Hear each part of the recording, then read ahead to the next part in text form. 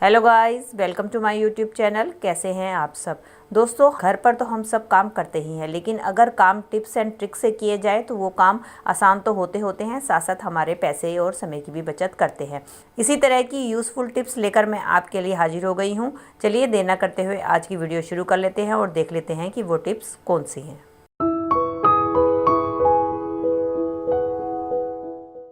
चलिए फ्रेंड, मेरी पहली टिप होने वाली है पर्दों को लेके।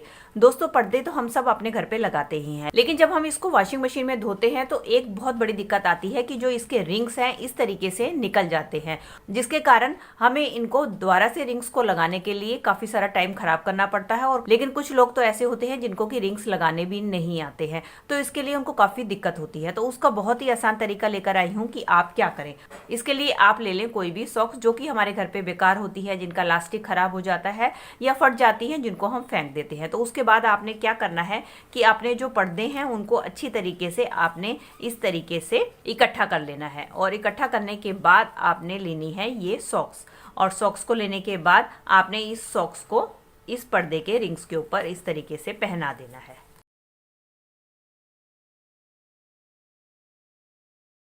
इस तरीके से आप अपने पर्दे के ऊपर सॉक्स को पहना दें और इसके बाद आप वॉशिंग मशीन में इसको धुलने के लिए डालेंगे तो आप देखेंगे कि इसके रिंग्स बिल्कुल भी नहीं निकलेंगे और आपके पर्दे बहुत ही आसानी से वॉश हो जाएंगे। चलिए फ्रेंड, देख लेते हैं अगली टिप को। मेरी अगली टिप होने वाली है अखरोट को लेके। दोस्तों, अखरोट तो हम खाते ही हैं, लेकिन क्या करते हैं हम इनके छिलके जो है उठाकर फेंक देते हैं, जबकि ये छिलके हमारे लिए बहुत ही ज़्यादा फायदेमंद होते हैं क्योंकि ये काफ़ी सारे पोषक तत्वों से भरपूर होते हैं। तो आज इनका बहुत ही बढ़िया इस्तेमाल मैं आपको बताने वाली हूँ। तो इसके लिए मैंने ले लिया है एक पतीला, और इसके बाद हम क्या करेंगे, इस पतीले में डाल देंगे 1 गिलास पानी, और इस पानी को हम अच्छी तरीके से उबाल लेंगे। जब ये पानी उबल जाएगा तो हम क्या करेंगे, इन छिलकों को इस पानी के अंदर डाल देंगे और इसको कम से कम 15-20 मिनट के लिए उबालेंगे। ऐसा करने से क्या होगा कि इस अखरोट के छिलकों का सारे जो पौष्टिक तत्व है हमारे पानी में आ जाएंगे। अब क्या करेंगे, हम इस पानी को छान लेंगे और ठंडा करके एक स्प्रे बोतल में भरकर रख लेंगे। ये हमारा एक हेयर टॉनिक स्प्रे तैयार हो गया है। इसका इस्तेमाल हमें कैसे करना है, जब भी आपको सर वॉश करना हो तो उससे आधा घंटा पहले आप इस स्प्रे को अपने बालों में लगाकर हल्के हल्के हाथों से मसाज कर ले। मसाज करने के बाद 15-20 मिनट के लिए इसे ऐसे ही छोड़ दे, और इसके बाद आप नॉर्मल अपना जैसे हेयर वॉश करते हैं आप शैम्पू से हेयर वॉश कर ले। इस तरीके से इस स्प्रे का इस्तेमाल रेगुलर आप अपने बालों में करेंगे तो आप देखेंगे आपको किसी भी टाइप की दूसरे हेयर डाई की जरूरत नहीं पड़ेगी, और धीरे धीरे आपके बाल नेचुरल जो है काले होने शुरू हो जाएंगे। अगर उनके अंदर किसी भी खुजली, इन्फेक्शन या डैंड्रफ की प्रॉब्लम है, धीरे धीरे वो भी दूर हो जाएगी। और इस पानी का इस्तेमाल आप अपना मेहंदी का पैक बनाने में भी यूज कर सकते हैं। चलिए फ्रेंड, बढ़ते हैं अगली टिप की तरफ। दोस्तों, पूरियां तो हम सब अपने घर पे बनाते ही हैं, और पूरियां बनाने के लिए अक्सर हम बेलन का इस्तेमाल करते हैं। क्या कभी आपने पूरियां बनाने के लिए चार्जर का इस्तेमाल किया है? नहीं तो आज मैं आपको बताऊंगी कि आप चार्जर की मदद से ढेरों पूरियां मिनटों में कैसे बनाकर तैयार कर सकते हैं, वो भी बिना बेलन के लिए। उसके लिए आपने कोई भी चार्जर लेना है, और उसके बाद हमें जरूरत होगी इस तरीके से, हमें जरूरत होगी किसी भी कंटेनर के कैप की। अब हमें क्या करना है, इस चार्जर को हमें इस कैप के ऊपर इस तरीके से चिपका देना है।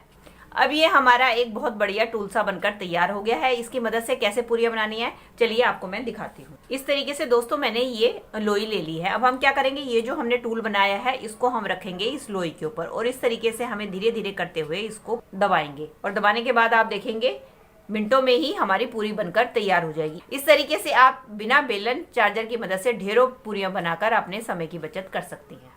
चलिए फ्रेंड, बढ़ते हैं अगली टिप की तरफ। मेरी अगली टिप होने वाली है आटे को लेके। दोस्तों, जब हमें ढेर सारा आटा छानना होता है तो उसके लिए हम बड़ी छन्नी और बड़े बर्तन का इस्तेमाल करते हैं, लेकिन कई बार हमें थोड़ी क्वांटिटी में आटा छानना होता है और हमारे पास बर्तन भी इस तरीके से छोटा होता है। तो अगर हम बड़ी छन्नी का इस्तेमाल करते हैं तो हमारा आटा जो है बाहर बिखर जाता है और सारा आटा वेस्ट हो जाता है। तो उसके लिए बहुत ही यूजफुल ट्रिक मैं आपके लिए लेकर आई हूँ कि अगर आपको छोटे बर्तन में थोड़ी क्वांटिटी में आटा छानना है तो आप क्या करें, तो आप बड़ी छन्नी की जगह आप इस तरीके की छोटी वाली चाय छन्नी का इस्तेमाल करें। उसके बाद जो भी आपने आटा छानना है आप इस तरीके से छन्नी में डालें, तो आप देखेंगे इसकी मदद से आप बहुत ही आसानी से छोटे बर्तन में चाय छन्नी की मदद से आप बहुत थोड़ा क्वांटिटी में भी आटा बहुत ही आसानी से छान पाएंगे। इस तरीके से आप देख सकते हैं कि छोटी छन्नी से हमने कितनी छोटे से बर्तन में बड़ी आसानी से आटा छान लिया है। चलिए फ्रेंड, बढ़ते हैं अगली टिप की तरफ। मेरी अगली टिप होने वाली है लिपस्टिक को लेके। दोस्तों, सर्दियों में ज़्यादातर हम ग्लॉसी लिपस्टिक का इस्तेमाल करते हैं क्योंकि वो हमारे लिप्स को जो है हाइड्रेट करके रखती है। लेकिन कई बार क्या होता है कि हमारे पास ग्लॉसी लिपस्टिक नहीं होती, तो हमें इस तरीके की मैट लिपस्टिक का यूज़ करना पड़ता है।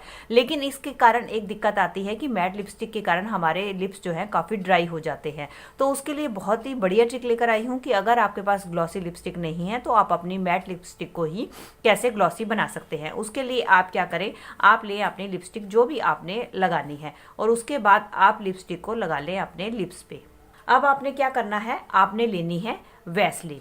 आप लें वैसलीन और उसके बाद आपने लेना है एक ब्रश, और ब्रश की मदद से आपने क्या करना है, इस तरीके से ब्रश के ऊपर वैसलीन को लगा लेना है।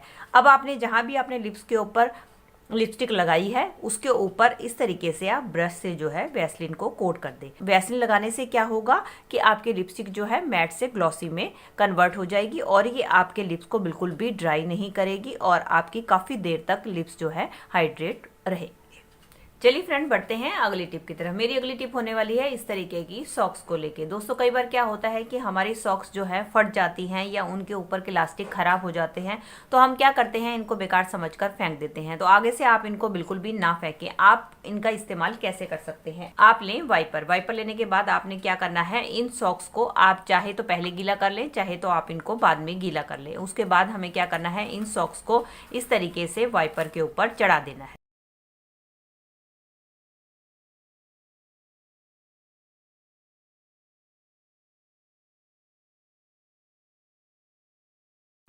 ये देख सकते हैं दोस्तों, मैंने इस तरीके से दोनों सॉक्स को वाइपर के ऊपर चढ़ा दिया है। अब इसका इस्तेमाल कैसे करना है। दोस्तों, आपने देखा है सर्दी ठंडी का टाइम आ गया है।